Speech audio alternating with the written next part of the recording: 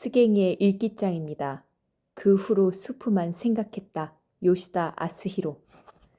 그날 일을 끝낸 후 그대로 도심까지 나가 백화점에서 새 손목시계를 샀다. 무슨 이유에선지 전문 시계 매장이라는 곳에는 가고 싶지 않았다. 시계 전문점이 아니라 흔해 빠진 백화점 매장에서 고르고 싶었다. 그 백화점만 그런지 모르겠지만 시계 매장은 이상하게도 조용했고 진열장에 놓여있는 시계는 당연하지만 모두 다 새 것으로 바로 지금 닦인 것처럼 반짝이고 있었다. 천천히 끝에서 끝까지 살피고 다시 한번 끝에서 끝까지 보다가 결국 두 번째로 싼 볼품없기로는 첫째가는 검은 가죽 밴드를 골랐다. 시계판에는 숫자도 문자도 없이 그저 가는 바늘 3개가 여기저기를 향하고 있었다. 오랜만에 그렇게 시계를 샀다. 과연 지금까지 몇 개의 시계를 새로 샀을까? 과연 앞으로 얼마나 시계를 사게 될까? 시계를 사는 것도 오랜만이었지만 백화점이라는 것도 오랜만이었다. 좋은 냄새에 이끌려 발길을 향하게 된 지하 식품 매장에서 의외로 맛있어 보이는 김초밥을 발견했다. 무척 신선한 까만 김 속에 달걀말이의 노란색과 오이의 초록색, 새우와 버섯, 자소잎의 형형색색이 들어있다. 마담에게 줄 선물로 꽤 묵직한 것을 골라 들었는데 아 그러고 보니 하며 아버지가 생각났다. 새해 모임 때 누나들과 어머니가 김밥을 만든 적이 있었다. 부엌에서는 아버지가 살아계실 때라는 이야기가 한창이었다. 꼭 혼자서 한 줄을 다 드셨지. 내 기억은 분명하지 않지만 틀림없이 아버지가 좋아했던 음식이었다는 사실을 떠올리면서 백화점에서 역으로 이어지는 지하보도를 걷고 있는데 또 하나 덤처럼 그러고 보니가 어디선가 굴러나왔다. 그러고 보니 아버지의 시계는 어쨌지? 어머니가 가지고 있을까? 아니면 누나들 중 누군가 유품으로 챙겼을까? 그것도 아니면 완전히 잊힌 채 옷장 속 어느 구석에 들어있을까? 이제까지 생각한 적이 없었다. 생각한 적이 없었던 만큼 어찌 돼도 상관없다면 그것도 맞는 말이다.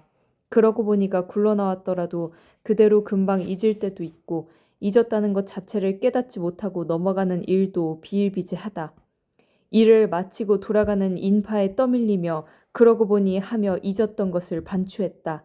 전차에 흔들리면서 몇 가지를 더 떠올리다 보니 최초의 그러고 보니는 이미 잊고 있었다.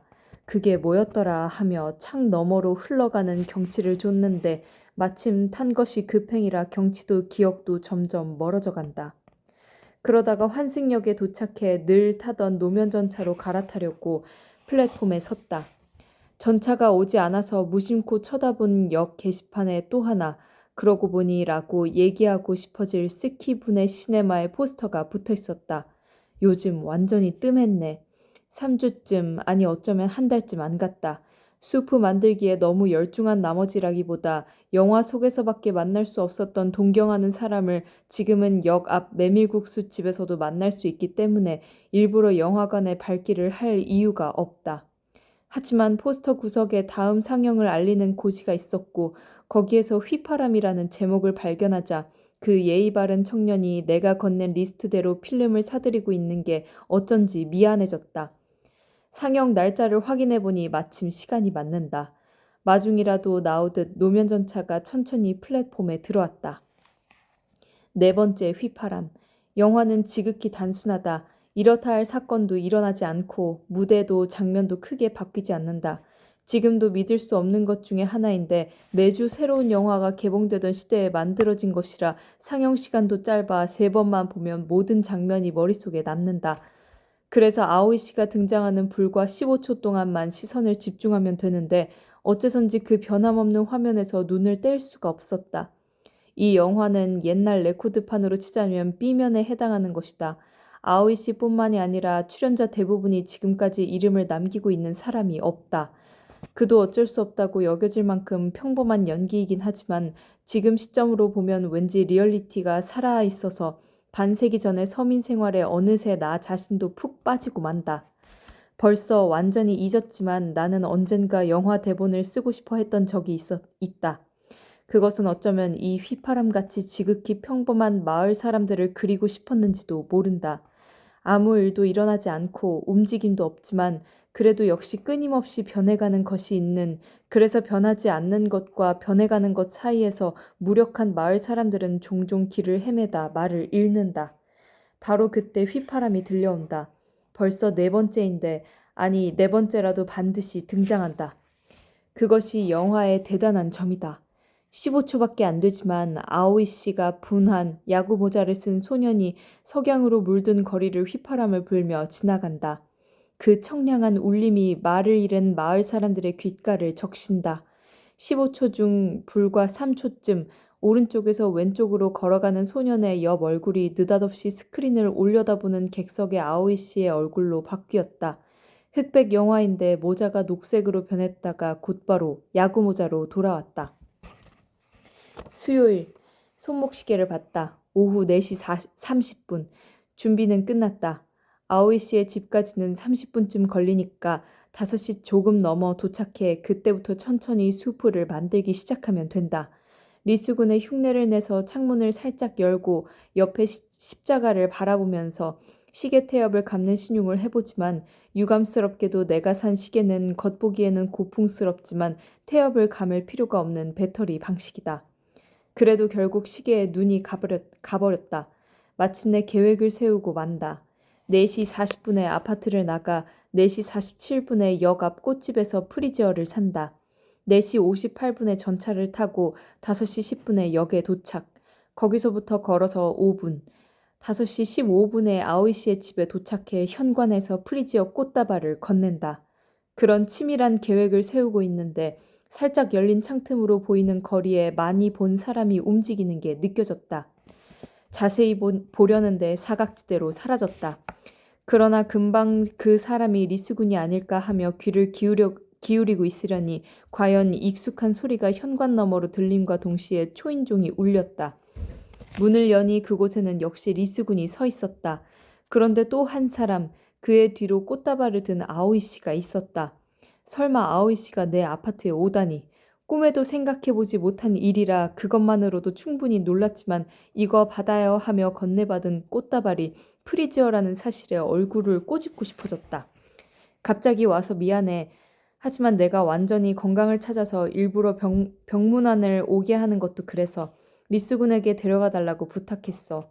리스군은 어딘가 의기양양하게 그러면서도 어딘가 불편한 듯 아오이 씨의 이야기를 듣고 있었다. 그래서 오늘은 수프 완성을 축하하러 왔어.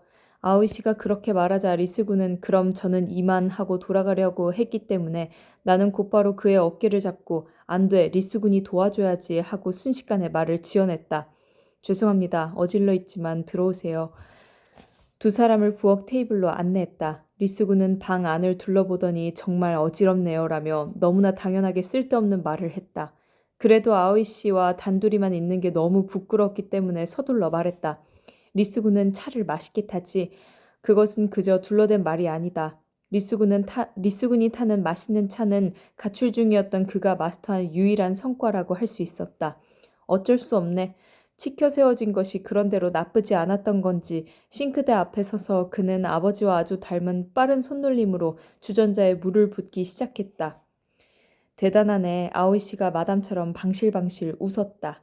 물이 끓을 동안 나는 테이블 위에 준비해뒀던 재료를 손에 들고 수프 만드는 자세한 순서를 아오이 씨에게 설명했다.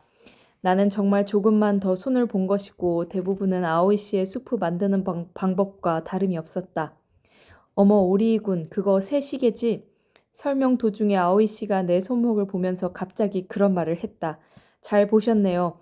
물론 알지. 여자는 남자의 손목만 보니까. 물이 끓고 리스군이 진지한 표정으로 차를 타기 시작했다. 무엇을 그렇게 긴장하고 있는지 손이 몹시 떨리고 있었다.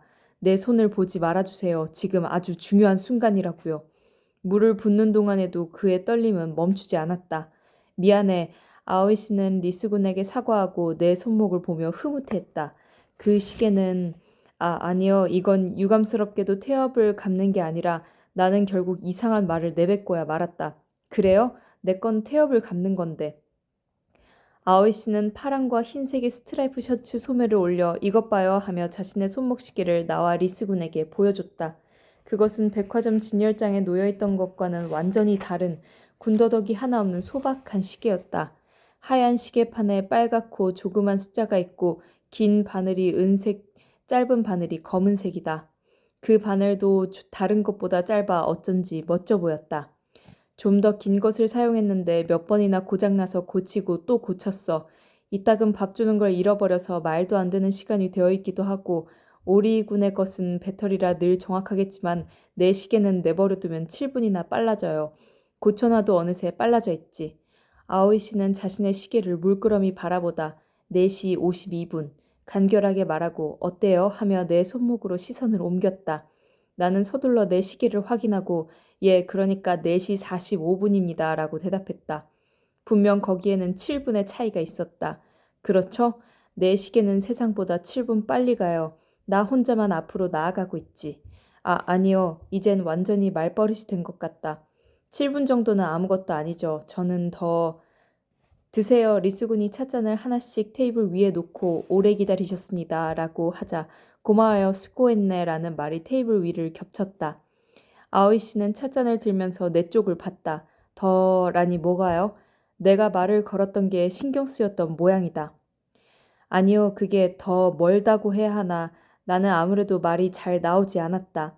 더 멀리 떨어진이랄까.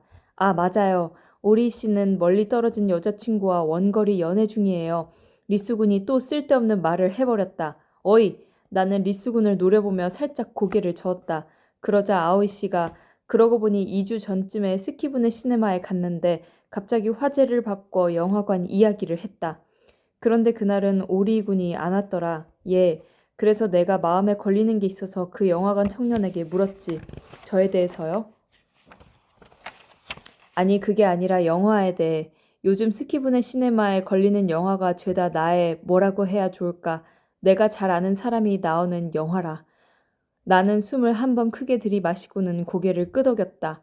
그리고 또 예 하고 낮게 대답하고는 다시 고개를 끄덕였다. 그게 아무래도 너무 이상해서 그 청년에게 이 프로그램은 당신이 정한 거냐고 물었지. 예. 리수군이 조심스럽게 차를 마시고 조금 쓴 표정을 지으며 나와 아오이 씨를 번갈아 봤다. 3개의 찻잔에서 3개의 김이 올랐고 집 안은 어느새 조용해졌다. 내 것인지 아니면 아오이 씨의 것인지 시계바늘 소리만이 이상하게도 크게 울렸다. 저기 차가 식겠네요. 리수군의 말에 급히 찻잔에 손을 댔는데 그것이 마치 신호라도 된 듯 옆 교회의 종이 울리기 시작했다. 처음에는 늘 듣던 종소리였는데 들을수록 귀 속에서 소용돌이를 일으키는 것 같았다. 지금까지 수없이 들었던 것인데 도대체 뭘 듣고 있는지 생각할수록 복잡한 음색으로 변했다. 그것이 내 몸 어딘가에 있는 무언가와 공명해 듣는다기보다는 내 자신이 여러 음을 울리고 있었다. 나와 아오이 씨는 각자 차를 마시며 나란히 맛있다라고 말했다. 각자 종소리를 들으면서 아마도 같은 생각을 하고 있었을 것이다. 나는 말이야, 종소리가 끝나고도 한참 있다가 아오이 씨가 조용히 말했다. 나는 오리군이 만든 수프를 먹고 싶어. 리스군이 나를 봤다. 나는 찻잔을 올려놓고 레시피를 적은 노트를 펼치고 테이블에서 떨어져 익숙한 수프 냄비를 꺼냈다.